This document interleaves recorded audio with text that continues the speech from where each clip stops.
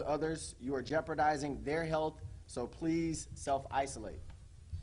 If you are not high risk and you do not feel ill, you should still take the situation seriously.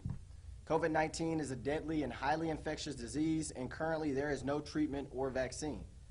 If it may not threaten your life, but you could unknowingly infect someone else you care about that is high risk. So we are encouraging everyone to wear a mask, younger and older citizens alike. Wear your mask to protect your mask protects me, my mask protects you. Finally, simple things like washing your hands frequently and regularly, disinfecting high contact surfaces, and also helps slow the spread of the disease. I encourage everyone to think through these precautions. Think of them not as restrictions necessarily or them hampering your life, but think of them as acts of kindness. They are simple things we can all do to protect others and help businesses safely reopen and stay open. Starting Friday, many of our favorite local businesses will be open for business with strict social distancing guidelines and limited occupancy guidelines that they'll be adhering to. In fact, we will be reopening the farmers market here with those same strict mitigations in place. The following businesses are permitted to reopen at 25% capacity: restaurants, coffee shops, cafes, bars, breweries with LDH food permit, churches, barbers, and salons, gyms and fitness centers, mall retailers with exterior entrances, museums and aquariums, but with no tactile exhibits, with exceptions for children's museums, theaters, casinos, and video poker. Once again, these businesses are allowed to reopen at 25% of capacity. That means that restaurants are not able to handle a sudden influx of customers, like Governor Edwards said on Monday. Just because businesses are reopening doesn't mean everyone needs to go out. And when you do go out, please plan ahead for a safe experience. We are encouraging everyone to make reservations. Some restaurants may not take reservations under normal circumstances, but these are far from normal circumstances. We are asking all restaurants and businesses where reservations make sense to offer that service to your patrons. This will reduce idle crowds waiting for service, as well as protect your staff. Finally, we are also encouraging businesses to institute mask policies for customers. We will be requiring that employees and citizens coming into Government Plaza wear a mask, and with that, I will turn it over to Chief Administrative Officer Henry Whitehorn to talk about the policies and procedures we will be instituting here for Phase 1.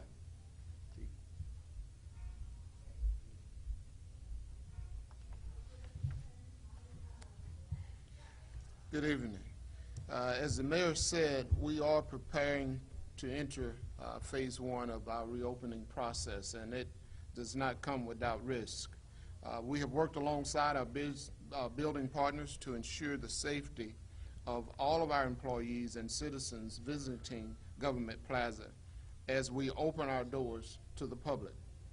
The City of Shreveport will require, as the mayor said, all employees and citizens conducting business in Government Plaza to wear masks. There will be signage posted on the outside for those individuals that walk up. We are also limiting the number of people that will be allowed on the elevators and implementing flow patterns in some of the areas of Government Plaza to ensure safe social distancing as employees and citizens move throughout the building. We will not take temperatures of citizens entering Government Plaza. We will continue to allow and encourage telework for all of our employees where it is feasible and efficient in order to reduce occupancy and workspace in our workspaces and promote social distancing. We have also and are still installing in some areas plexiglass shields in some of the workspaces at our cashier's window and in the council chambers. Finally, we will continue our regular routine cleaning regimen and provide additional cleaning and sanitation as required. The City of Shreveport will continue to monitor the situation as well as best practices for workplaces and implement any further measures that we feel are required to keep our employees and our citizens safe. And at this time, I'd like to bring up Chief Ben Raymond.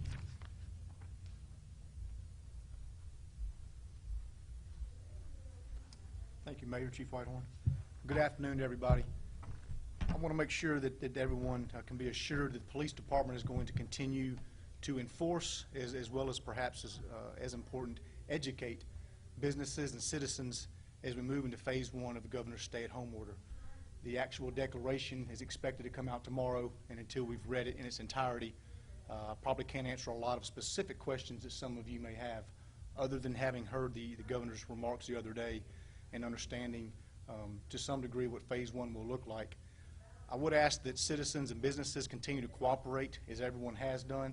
To my knowledge, we've only had to issue 2 citations to businesses that have failed to comply with the governor's orders, and I hope to continue to see that cooperation and not really the need for enforcement. We are going to continue to have a stay-at-home operation. We will continue to field complaints through the Crime Stoppers app as well as the non-emergency number, and so the department is here to continue to help to move the city through the phases as we go through them with the governor's determination. Thank you. Mayor?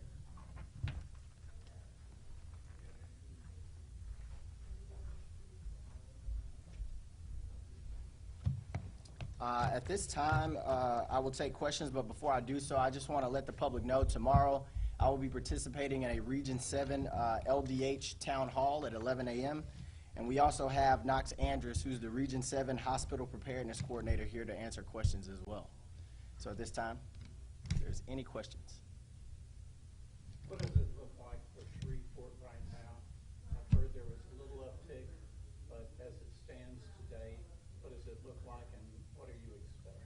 We actually just got word that there was some skewed data, so there actually has not been an uptick, but we still are seeing cases here. So there hasn't been an uptick in our area. We're still seeing the rate of spread slow down, but that is only because our citizens remain diligent and we're protecting ourselves. And what about theaters? Theaters allegedly can open. Mm-hmm. That's got to be a real challenge.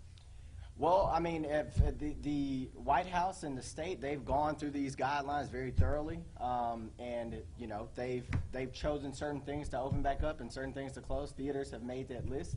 So as long as they adhere to that 25% occupancy, the experts think that it will be safe for our citizens. Would you suggest that if you could do stuff online, don't come down to City Hall? 100%. If you can do anything, not just with city services, if you can do anything, make reservations at the barbershop, beauty salon, anything online to stop you from having to idle in a queue alongside others or wait anywhere in a group of people, I would very much say to do that.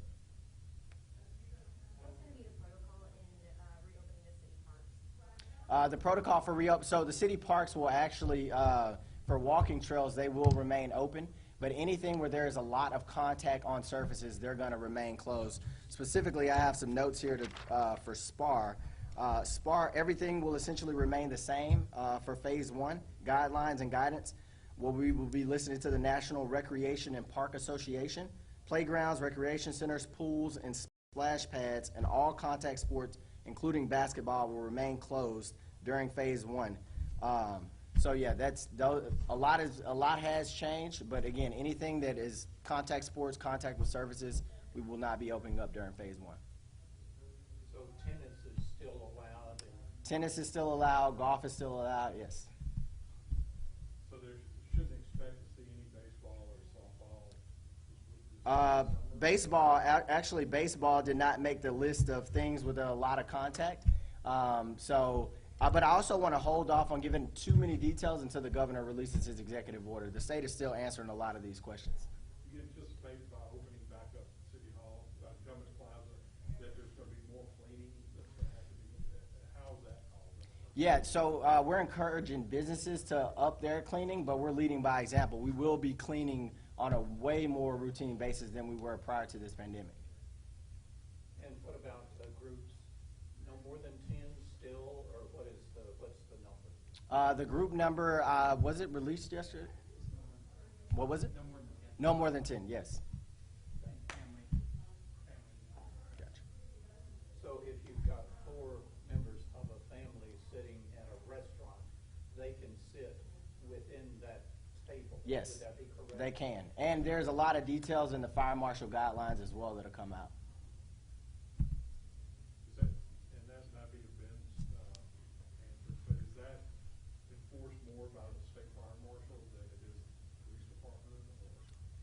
It'll be both, but yeah, Ben, you can come and Yeah, speak so on that. I wouldn't say it's necessarily enforce more. That's one of the reasons we brought up the stay-at-home order to assist the state fire marshal, because obviously there are limits in their personnel as well as ours.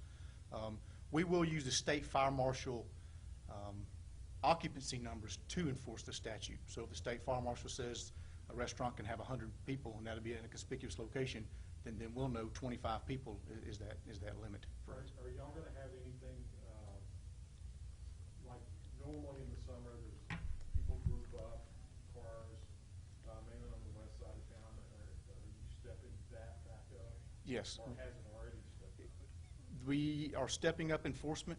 We have had some issues with that. We call it the cruising operation. Happens every year about this time. We have had some concerns with that, which are more concerning during the COVID pandemic versus any other year.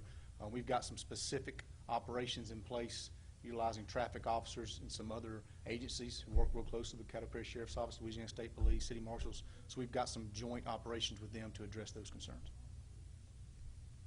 I would like to add one thing that I neglected to say earlier. The police department, the police facility will not open to the public until May 26th, the day after Labor Day.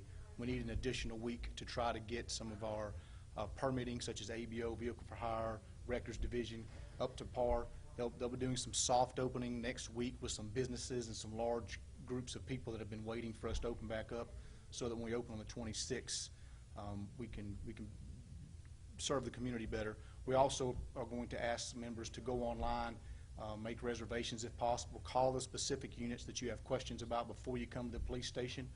For example, if you need to get fingerprints made in the ABO office, we ask that you call in advance, and we're going to try to set up some appointments versus everybody showing up, because we are going to be limiting the numbers inside the police facility as we're expecting every other business to do.